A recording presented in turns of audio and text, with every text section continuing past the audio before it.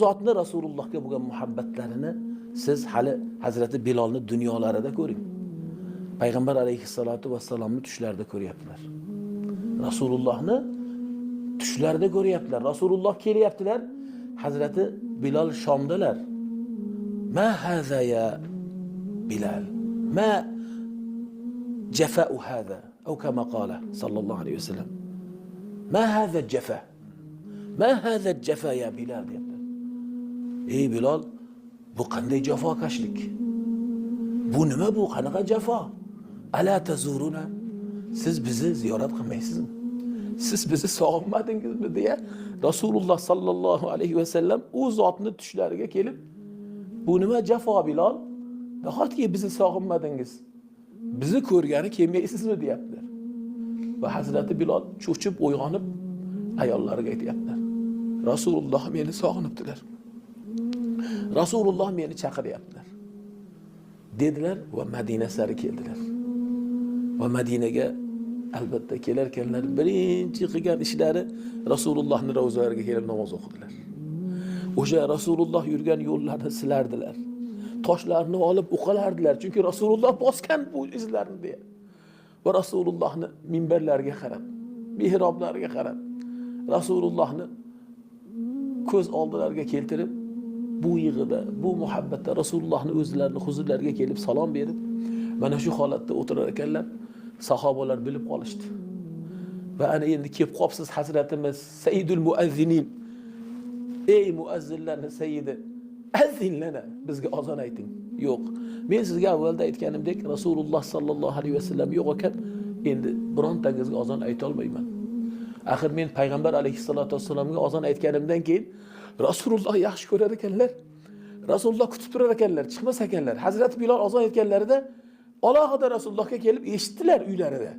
Ammo Rasulullohga bo'lgan muhabbatlardan kelar ekanlarda hana mav'idul azan. Ya Rasululloh, azon aytildi, namoz vaqti bo'ldi deb ketar ekanlar. Aytayaptilarki, agar men endi azon aytsam, azon aytib bo'lganimdan keyin bu so'zimni kimga aytaman? Rasululloh yo'q bo'lsa kimga aytaman borib? Shuning uchun meni qiynamangizlar. Azizlar, birodarlar, baraka topganlar, men endi azon ayta olmayman deya Shom safaridan qaytganlardan keyin yo'q deb unamadilar. Ammo Hazrat Hasan va Husayn, Allohu akbar, payg'ambar alayhissalatu vasallam suyukli nabiralari keldilar. Hazrati Bilolni quchoqlab ketdilar. Hazrati Bilol ham ularni sog'ingandilar. Hatto hidlab qo'yardilar. Nega? Sizlardan Rasulullohning hidlari kelyapti deya. Va Rasululloh sallallohu alayhi vasallamning nabiralari deya bag'irlariga bosardilar. Va mana shu o'rinda ular ikkalalari ham xalqning talabini ko'rib, mo'min musulmonlarning istagini ko'rib, ular erkalik qildilar. Azon aytib bering dedilar. Ana endi bardosh qila olmadilar. Rasulullohning nabiralari mendan azon so'rar ekan, aytay deya aytishga urindilar. Endi qarang. Madina ahli uylarida borlari bu azonni talab qilib turganlari, Hazrat Bilolni ko'rib turganlari bor. Ammo aksarlari hali namozni kutib turibdilar. Hazrat Bilol Allohu akbar, Allohu akbar. O'zlarini albatta go'zal nido azonlari. Madina ahli faryod qilardi. Nahotki Rasululloh keldilar. Nega u ovoz, u tovush, u nido, u savt faqat Rasulullohning zamonida bo'lardi. Nahotki Abu Isa Rasululloh, hal jaa Rasululloh sallallohu alayhi vasallam, Rasululloh nima qaytarilib keldilarmi deya Madina ahli an bakrati abihim, uylardan erkagi, ayoli, yoshi, qarilari masjid sari yugurardilar. Hatto emiziqli ayollar beshikdan bolalarini olib masjid sari, nahotki Rasululloh keldilar. Rasululloh keldilar. Nega ana u ovoz faqat Rasulullohning zamonida o'sha Bilolni mana shu tovushlarda bo'lgan. Hammalariga shunday his tuyg'u bo'ldiki, Rasululloh keldilar. Kelsalarki Rasululloh yo'qlar, ammo Hazrati Bilol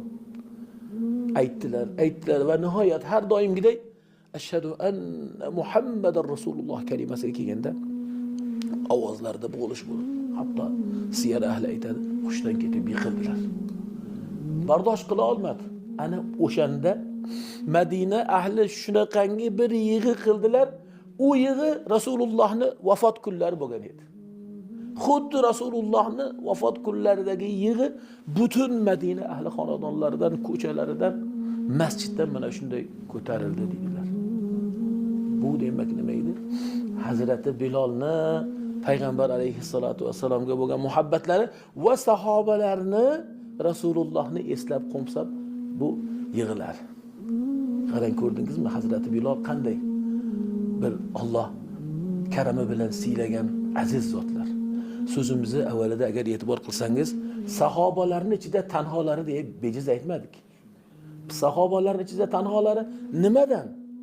Albatta muazzinlari Abdulloh bin Zayd, Abdulloh ibn Maktum va Abu Mahzura kabi bo'lganlar muazzinlari.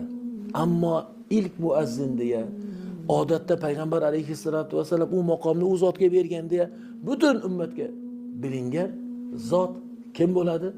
Hazrati Bilol bo'ladilar.